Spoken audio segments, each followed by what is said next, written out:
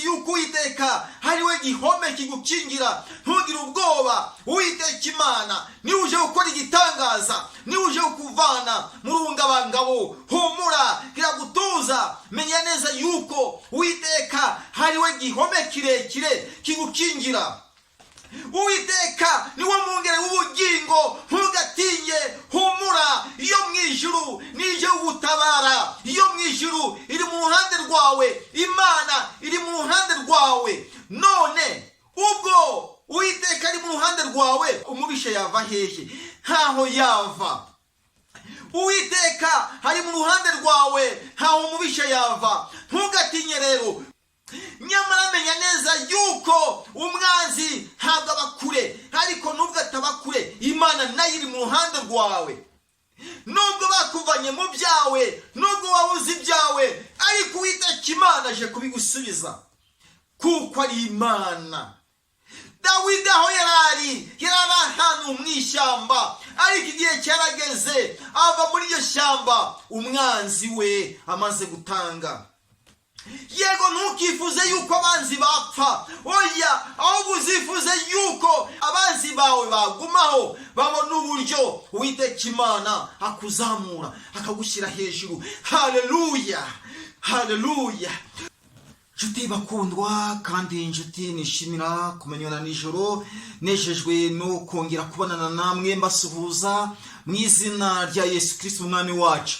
Umwami ababere umurinzi, umwami ababere umwami koko w'icyubahiro, kuko umwami ni uw'igiciro cyinshi. Uwo mwami ni umwami Yesu wabashije kuducungura, aducunguza amaraso ye, kuko agira ubuntu n'imbabazi.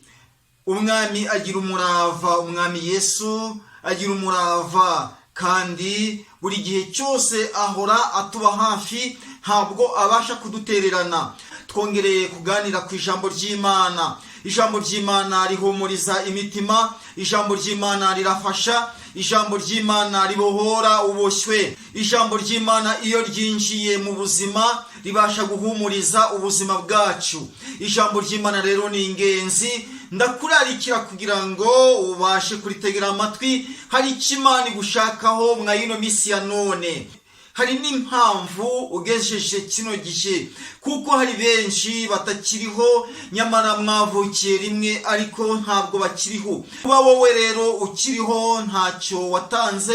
Hari uburyo Imana yashatse yuko wageza kuri iyi saha, tukaba turi kumvana hamwe ijambo ry'Imana, bityo bigatuma wikiranura nayo ukazataha ijuru. Imana ikugirire neza, Imana iguhereze umugisha, kandi Imana iguhereze amahoro n'umutekano.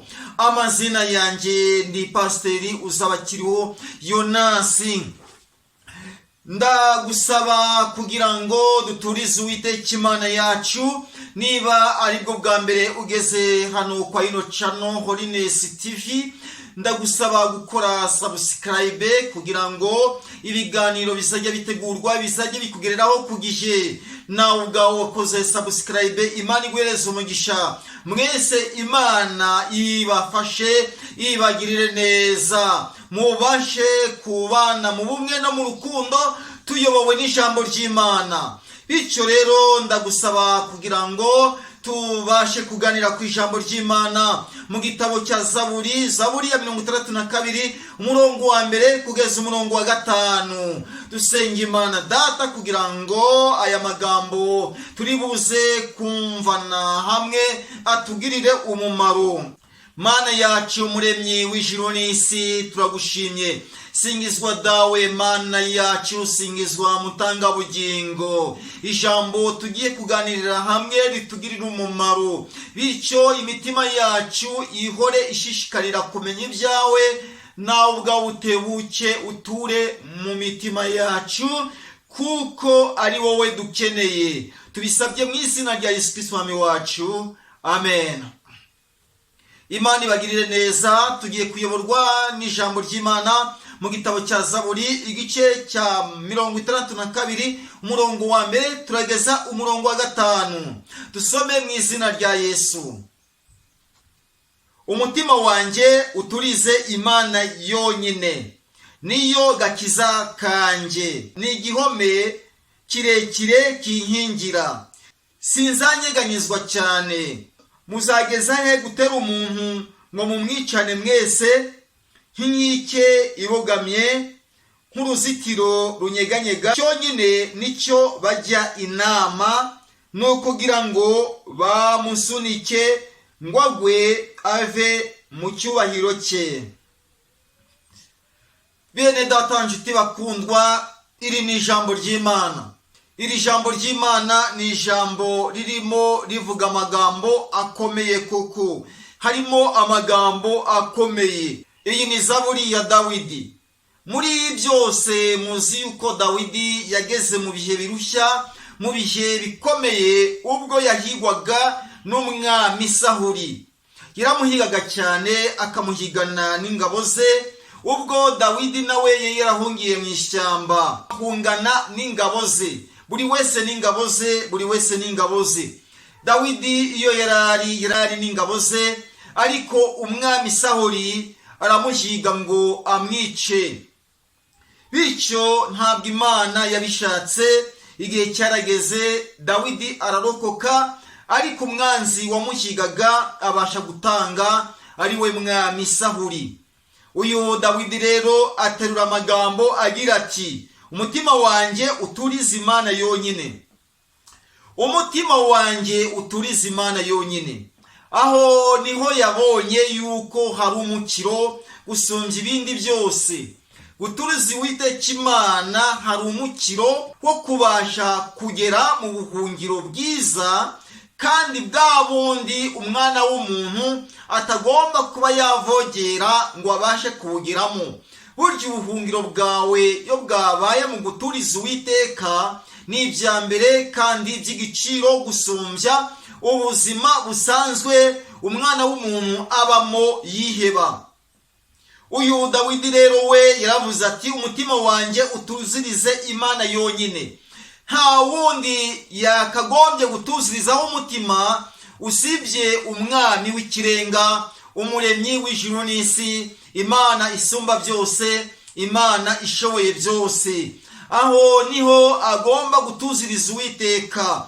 Uwiteka niwe umurika ahatabona, kandi no mu mitima yacu ageramo.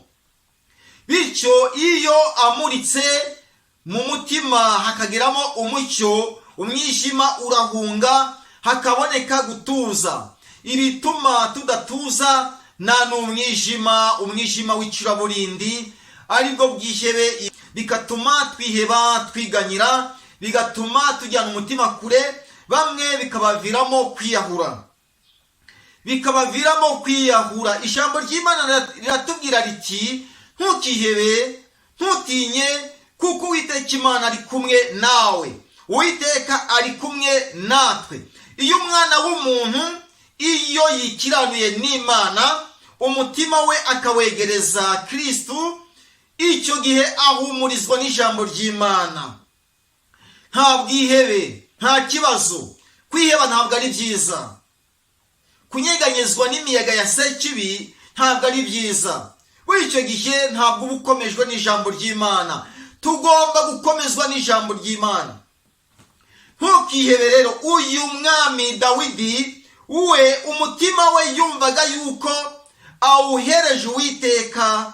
Uwiteka ari we ugomba kuyobora umutima we, nta kwiheba, nta kindi kibi cyamuvana mu byizerwa. Niwe wenyine yishingikirijeho, agaturiza Uwiteka Imana, kuko ari we gakiza ke, ni igihome kirekire kimukingira. Ati, sinzanyeganyezwa cyane. Muzageza he gutera umuntu ngo mumwicane mwese? Sinzanyeganyezwa cyane. Oya, ntibishoboka. Uwiteka niwe gihome kidukingira, niwe gitare twegamiye, niwe mwami w'abami. Muzageza he gutera umuntu ngo mumwicane mwese nk'ingike ibogamye nk'uruzitiro runyeganyega? Muzageza he gutera umunyamubabaro? Muzageza he gutera ufite ibibazo? Muzageza he gutera kubogamira umwana w'umuntu. Abenshi mwa kino gihe barabogamye, ariko ibyo kubogama nta mumaro bifite. Ahubwo wowe ubwawe uhagurukire Uwiteka, umukorere, umutuzirize, maze ugendane na Kristo nk'uko uyu mwami Dawidi yabashije kugendana n'umwami w'ikirenga, ari we umwami w'amahoro, Imana isumba byose, umwami nyiribiremwa, umuremyi w'ijuru n'isi. Ati iki nicyo cyonyine bajya inama, ni ukugira ngo bamusunike ngagwe ave mu cyubahiro cye. Nta kindi bashakaga, kwari ukugira ngo Dawidi agwe ave mu cyubahiro cye. Niba Imana se yarakimuhereje, ninde wakimuvanamo? Ntawe.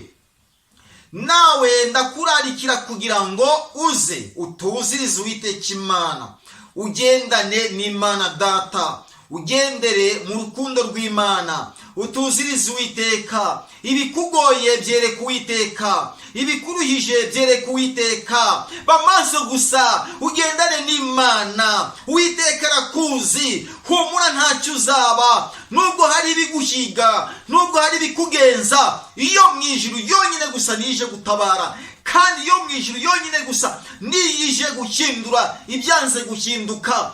Humura Uwiteka Imana arakubona. Abenshi bumvaga yuko utatera imbere, ariko Imana yonyine gusa igusanze aho uri, ije kwiyubahisha. Humura ntacyo ubaye, hari icyo Uwiteka Imana yakuvuzeho. Wumve neza, nubwo uyu mwami Dawidi yabonye ari bikomeye, ariko ahitamo kimwe. Ati umutima wanjye utuzirize Imana yonyine, niyo gakiza kanjye n'igihome kinkingira. Ese nawe ubwawe wumva neza yuko Uwiteka Imana ari igihome kigukingira? Ntugire ubwoba rero mu gihe cyuzi yuko Uwiteka ari we gihome kigukingira. Ntugire ubwoba, Uwiteka Imana niwe uje gukora igitangaza, niwe uje kukuvana mu rungabangabo. Humura, kiragutuza, menya neza yuko Uwiteka ari we gihome kirekire kigukingira. Uwiteka niwe mwungere w'ubugingo, ntugatinye, humura. Iyo mu ijuru nije gutabara, iyo mu ijuru iri mu ruhande rwawe, Imana iri mu ruhande rwawe. None ubwo Uwiteka ari mu ruhande rwawe, mubisha yava hehe? Ntaho yava. Uwiteka ari mu ruhande rwawe, ntaho mubisha yava. Ntugatinye rero. Kubera iki ukutse umutima? Kubera iki ujerajaje umutima?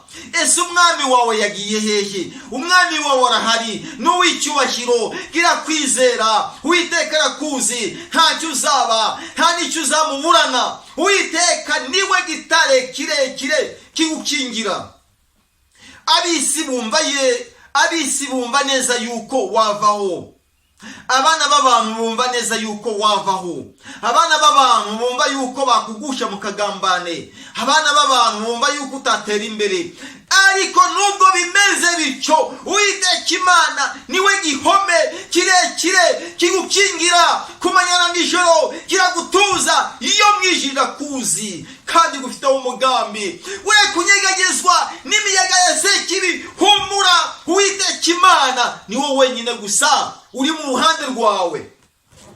Hari igihe wavuye mu byawe bitewe nuko hari bamwe babashije kugutesha umutwe. Nyamara menya neza yuko umwanzi ntabwo aba kure, ariko nubwo ataba kure, Imana nayo iri mu ruhande rwawe. Nubwo bakuvanye mu byawe, nubwo wabuze ibyawe, ariko Uwiteka Imana aje kubigusubiza, kuko ari Imana. Dawidi aho yari ahantu mu ishyamba, ariko igihe cyarageze ava muri iryo shyamba umwanzi we amaze gutanga. Yego, ntukifuze yuko abanzi bapfa, oya, ahubwo uzifuze yuko abanzi bawe bagumaho, babona uburyo Uwiteka Imana akuzamura akagushyira hejuru. Haleluya, Haleluya. Mutima wawe uwegereza Uwiteka Imana byonyine gusa. Urebe uburyo Uwiteka ruhura. Uwiteka ni uvana ibikomeye. Humura, Yesu ni muzima. Kandi Uwiteka yaratsinze. Kubera kugiza ubwoba, kubera kutinye, tinyuka. Uwiteka umwami wawe arahari. Ntacyo uzaba, nta n'icyo uzamuburana. Yesu yaratsinze, yaratuneshereje. Ubaye ikise nubwo abana b'abantu bakwanga, na Yesu nawe baramwanze. Nubwo abana b'abantu bakwanga, Dawidi nawe baramwanze. Nubwo abana b'abantu bakwanga, na Paulo nawe igihe cyarageze agwa mu nzu y'imbohe bitewe no kuzira karengane. Nubwo abana b'abantu bakwanga, na Stefano nawe yatewe amabuye umutima uraca, ariko ari mu ijuru. Nawe ubwawe menya neza yuko Uwiteka Imana agufiteho umugambi. Ntacyo uzaba, nta n'icyo uzamuburana. Gira ishyaka n'umwete byo gukorera Uwiteka byonyine gusa. Urebe Uwiteka, urebe uburyo Uwiteka agira neza. Ube maso gusa. Icya mbere ni uguca bugufi no kwihana. Icya kabiri ni ugutuziriza Imana. Icya gatatu ukwiyegurira Kristo agatura muri wowe, ugatuziriza Uwiteka Imana yawe. Umutima wawe ugahora ushishikarira kwegera Imana. Ati ngo twegere Imana nayo izatwegera. Turwanye Satani nawe azaduhunga. Ntahandi wamurwanisha ni mu masengesho. Ntabwo ari urugamba rw'umubiri, ntabwo ari uyu mubiri, ntabwo ari imbaraga z'uyu mubiri. Ahubwo ni ukumurwanisha isengesho, tukabasha gusenga Imana byonyine gusa. Satani atinya amasengesho. Ubaye ikise ntacyo ubaye. Guma mu kuri, kuko ukuri nyako kandi kuzuye ni ijambo ry'Imana. Kandi ukuri niko kuzatubatura mu bubata bw'inkozi z'ibibi. Ukuri niko kugomba kutuvanayo. Uko kuri ukugendereho niko kugomba kutuvana mu bubata bw'inkozi z'ibibi. Babandi bumva yuko bakumira bunguri. Ntacyo uzaba. Umva mwana w'umuntu, tugiye gusenga Imana, ariko ndakurarikira kugira ngo ubashe kuguma mu rukundo. Udakunda ntanzi Imana, kuko Imana ari urukundo. Kunda Imana n'abana bayo gusa, kuko nawe ubwawe uri umwana w'Imana, maze ugendere mu kuri no mu rukundo. Ntacyo uzaba. Umutima wawe utuziriza Uwiteka. Uwiteka niwe gihome kirekire kidukingira kumanyana nijoro. Tugiye gusenga Imana. Aya magambo twumvise ndakurarikira kugira ngo uca bugufi, maze abashe kukubera ihumure mu mutima wawe. Ntugatinye rero, ntukivovote. Hati ndageragejwe ngiye kubivamo, uhimye Imana se. Oya, ntubivemo, ahubwo komera kandi ushikame. Hari indwari rero mu gushikama, hari indwari mu gukomera. Nawe ubwawe ubintwari mu gushikama, ubintwari mu gukomera. Aya magambo agukomeze. Twumvise uburyo Dawidi ubwe yabashije kugira ishyaka n'umwete. Yumva neza yuko umutima we yawuhereza Yesu, yawuhereza Imana, yawuhereza Kristo. Maze avuga neza yuko umutima we abashije kuhereza Imana, awutujirije Imana, kuko Uwiteka ari igihome kirekire kimukingira. Mbese nawe ubwawe urangije kumenya yuko Uwiteka Imana gufite umugambi? Urangije kumenya yuko Uwiteka Imana arwana urugamba? Wowe ubwawe wiyumviriye akarukurwanirira, maze ukaza gutsinda. Tuziriza Uwiteka rero. Tera intambwe, wegera Imana, uciye bugufi, maze twinginge Imana dusenge. Uhoraho Mwami Imana yacu, murengezi w'ijuru n'isi, wowe urwana urugamba twe tutashobora. Ni wowe gusa Mwami uhindura amateka. Abenshi barihebye, abenshi bajyanye imitima yabo kure, bitewe nuko barwana urugamba bagatsindwa. Turagusaba kugira ngo Mwami ubegere, Mwuka wawe wera abashe kubakomeza, maze ubaneshereze, babashe kukugandukira. Iri jambo Mwami ritugirire umumaro, maze datwiteka Mwami ubwo uzaza uje guhemba no guhana, tuzabona ingororano mwami yo mu ijuru tuzaraga ubugingo buhoraho. Nicyo niyambarije nambariza inshuti n'abavandimwe kugira ngo mwami duhorane nawe. Ni mu izina rya Yesu Kristo mwami wacu, amen. Imana ibagirire neza kandi Imana ibashe kubahemurira ubuzima. Imitima yanyu igihora irarikira ibyo mu ijuru, kuko ariho dutegereje umukiza wazava. Imana ibahereze imigisha.